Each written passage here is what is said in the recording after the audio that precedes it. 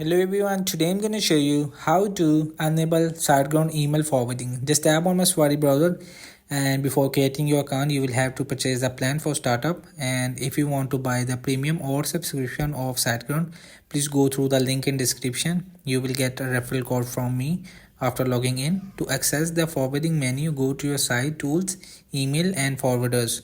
So just tap on it, and after put the name of the email address you wish to forward from in the first blank field. So just tap on it, and if you wish to forward all of your emails to a single email, you can use to catch all email address functionally. So you will just create button, and the other option is to choose a failure message which will be returned to the sender.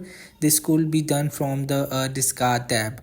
So hope this video help you. Please don't forget to like and subscribe and get notified for more videos.